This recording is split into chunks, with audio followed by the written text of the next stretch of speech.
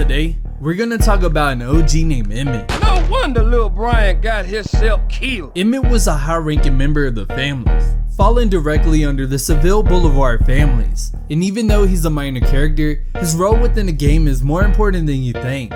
So that being said, sit back, relax, and open a sprung, because this is the story of OG Emit. Emmet would start out as a small-time gun dealer in Los Santos, serving not only the Grove Street families, but the community around as well. And this would come straight from his mouth. And remember this, Emmet is the place for guns. I've always got high-quality merchandise, and I've been proudly serving the community for over 30 years. You see, Emmet claiming that he has been dealing guns around Los Santos for 30 years implies that he has been doing this since 1962. His age is never officially said, but it is believed that he was born around 1942, which would make him around like 20 years old during this time, though he could have been a lot older. It's kind of hard to tell. The family's gang, however, likely didn't exist until 1969, since they are based off the infamous street gang, the Crips. But anyways, back to Emmet. Emmet grew up in the neighborhood of Willowfield. Willowfield is a district in southeastern Los Santos. The districts of Vitalwood, Ganton, and East Beach are located to the north, while the Los Santos International Airport and the ocean docks are stationed to the south, while the district of El Corona can be found to the west of Willowfield, and Playa del Seville located on the east. This neighborhood was ran by the Orange Grove families, who later developed into the infamous Grove Street families, which can be supported by graffiti across the city, included in the Willowfield area.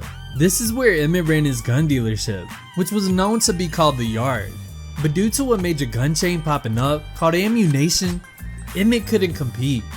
And yeah, you could say that he was known for having 9s and AKs, but the condition that they came in was questionable. So by the time 1992 rolled around, Emmet's business vanished, and to make things worse, the family's gang started to fall apart.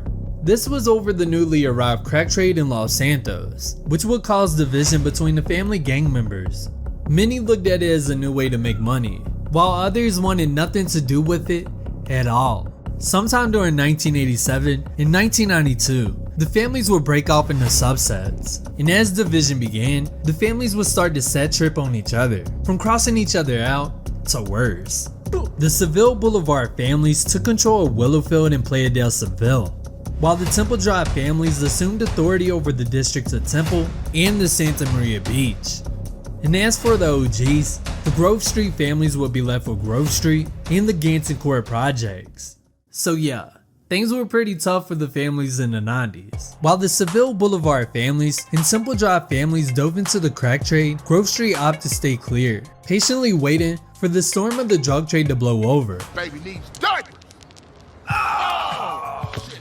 Hey, fool, we losing the streets, man. Nah, we just standing by our principles, homie. But our principles are making us bitches, man. Everyday ballers get stronger, and you and I get weaker. You and I get poorer, man. Man, that shit'll blow over. Oh, it whatever, always man. does. For some unknown reason, Seville Boulevard families was left unhappy, and as a result, they initiated conflict with Temple and Grove Street, launching multiple attacks on OG Johnson. Even Grove Street's second in command, Big Smoke, will acknowledge that Seville started this whole shit. What happened to the families? Where the love at? Shit happens. Seville wrongs Temple. Temple wrongs Grove.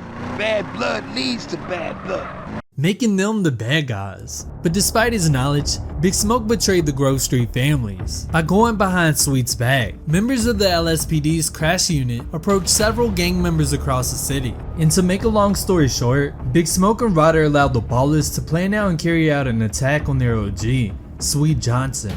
A kilo tray baller by the name of Little Weasel received orders to pick up the Green Saber and then would head over to Emmet's garage. Here, he would pick up a Tech 9. This Tech 9 was intended to be used to kill Sweet Johnson, but ended up fatally shooting Beverly Johnson instead. But instead of giving up, the Grove Street families continued and began climbing back up the ladder. This would be mainly thanks to Carl Johnson. He was determined to find his mother's killers and restore order to the GSF. This meant reuniting the families, so visiting Emmet was only right. What you kids want? Hey, Pops, hey, what's happening?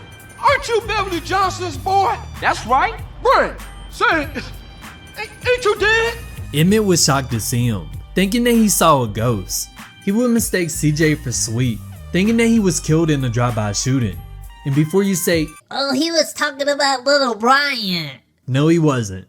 Little Brian was only 10 years old when he died, and was a major loss to the families during the 80s. So how in the hell would he mistake a 10-year-old for a 20-year-old? Make it make sense. Plus, there will be cut dialogue where he talks about little Brian. No wonder little Brian got himself killed. So we definitely acknowledge little Brian's existence. And let's not forget that this is Emmet's garage in the introduction. So what do you mean he's not a part of the plan? You can also see the regret in Emmet's face. I'm sorry about Beverly. But a mission is a mission, and he was willing to do anything to keep it under wraps. This is crucial to mention. Just 2 missions later, while Sweet was visiting his girlfriend's apartment in Playa del Seville, the Seville Boulevard families received word of his presence, and they would initiate gunfire on the OG, trapping him into the flats until his brother arrived to help him. Carl, no time to chit-chat. Been seeing a Seville family beer, work out on the street, and the boys don't like it. I'm pinned down the Seville hood, and we need a ride out of here. Pronto. Oh, for sure, man. Hang in there. Drive by Emmet and get heated. Luckily, the 3 got away, and he was able to show his girl why they call him Sweet Johnson. And while Sweet recommends CJ swinging by Emmet to get a gun, if needed, this is more of a recommendation. It doesn't mean Emmet supports the GSF popping on Seville. Sweet and CJ continue trying to restore peace amongst the family sets, but nothing they did worked. Members were too deep into Crash's plans. Sweet would even plan a meeting between each family set, and he would have pretty simple rules. 1 rep per set would meet at the Jefferson Motel to have a sit down. No guns were allowed, and everyone had to come to an agreement before leaving. As the meeting began, the LSPD SWAT team stormed the building, blocking up and killing family members who surrounded the building. CJ stayed to rescue his brother, but Sweet and Smoke left the scene. Go, get back in, man. We out of here, baby. I ain't leaving my brother. I ain't no buster. Man, it's every motherfucker for himself. They would eventually return to pick up Sweet and CJ, but something seemed a bit off. Why were there members outside of the motel using guns? Why were there family members inside the motel? And how did Emmet get Ryder the AK-47? Although it's never confirmed, I think there is hidden lore within this mission. I personally believe that this was another way to lure Sweet in, attempting to put him in the room with all the OGs where they would murk him. However, due to the SWAT raid on the motel, their plans would go to shit. Emmet and the other members of the families could have been waiting on the other side or inside the motel, but once the SWAT team entered, they would be forced to make a getaway plan. That's when Emmet gave Ryder the murder weapon, which he would then use to defend himself against the LSPD SWAT team. Hey, man, I'm running low. I got a K here. Just fucking antique. Yeah, well, Emmet ain't the winner, dog. You got it on Emmet? Shit. CJ coming to rear. This is why they didn't blake Sweet then, because they was too busy fighting off the LSPD SWAT team. After this, it is revealed that Smoke and Ryder were indeed snakes. But Emmet is never mentioned again nor exposed, allowing him to get away scot-free from the entire situation. Emmet's motive is never clear, but it could have been related to the GSF no longer wanting to buy weapons from him, essentially undermining his hustle. One time came through, raided the spot. We ain't got shit now. Well, what you gonna do if the ballers roll through? Throw shoes at him? Say, what happened to Emmet? Emmet? Shit, gangsters these days got Macs, AKs, and all kind of stuff. Emmet, on the other hand, ain't got shit. But now let's dive a bit into the NPC. Emmet has a different cutscene model from the actual appearance. In the cutscene, he has a red shirt, but when he is out of the cutscene, he has a white shirt similar to the combat jacket from Bingo. While it's unknown exactly where Emmet lives, it is more likely he resides in the house closest to the gun lot, as the lot is referred to as the yard, and directions from the mission state, go to Emmet's house, and the red marker will be outside of the home. Well, that is all. So if you have anything you would like to add, or even argue about his betrayal, be sure to comment. I'll be sure to reply. So that being said, this is your boy, LS Central, checking out.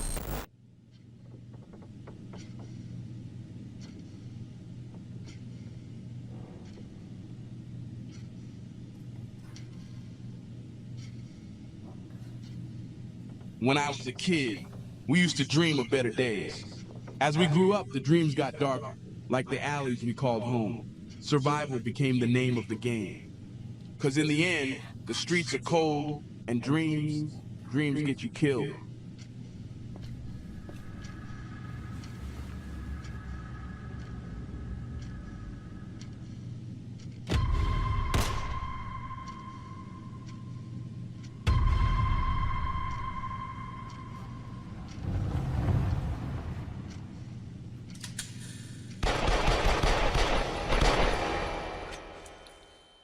Fear might get you what you want, but respect, that's the legacy you leave behind. Let me get a hit of that, man. Man, what is this bottom shelf liquor we drink? Ball sucker strawberries. That's Grove Street over there. Catch it. Never bring your bitch ass back. Fuck ball. Turn his wheels off. Don't let that. What's up, fool? Come on, dude. What? Oh, shit. Take this, motherfucker. Ballers are slipping, man. The next chapter of Grand Theft Auto San Andreas, we welcome you to Soul's legacy, where only the strong survive.